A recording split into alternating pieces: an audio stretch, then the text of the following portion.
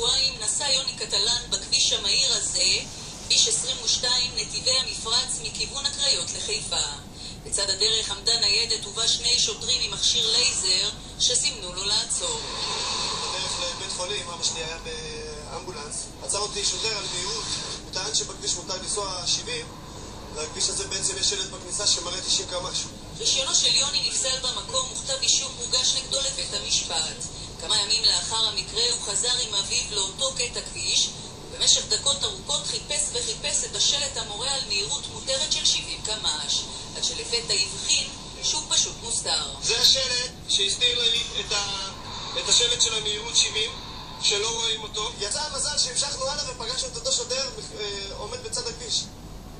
עצרנו את הרכב וירדנו, ניגשנו לשוטר, הסברנו לו שחלה טעות. הוא אמר לי, תראה, אני מכיר את הכביש הזה, אין לך מה להתווכח, אם יש לך ראיות תצלם, לך לבית משפט. הוא קיבל את עצתם של שני השוטרים הנכבדים ומיהר לחזור עם מצלמה כדי שיהיו בידיו ראיות לבית המשפט לפיהן רישיונו נשלל שלא כדין.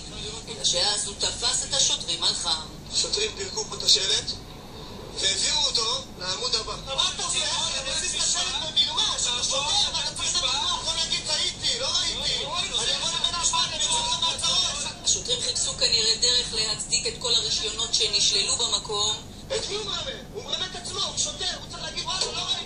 ופשוט הזיזו את השלט כאוות נפשם.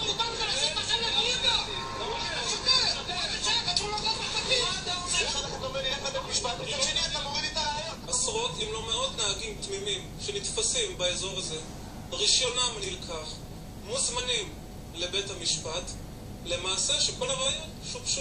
כשהוצג הסרטון בבית המשפט נדהמו השופט והתובעת המשטרתית מהתנהלותם של השוטרים. תלונה הועברה מיד למחלקה לחקירות שוטרים והשופט הורה על ביטול הפסילות המנהליות וכתבי האישום שניתנו במקום. מה אומרת המשטרה? שהשוטרים הזיזו אותו תמרור בגלל פניות של נהגים והנושא עובר לבדיקה. בעצם השומות טובות.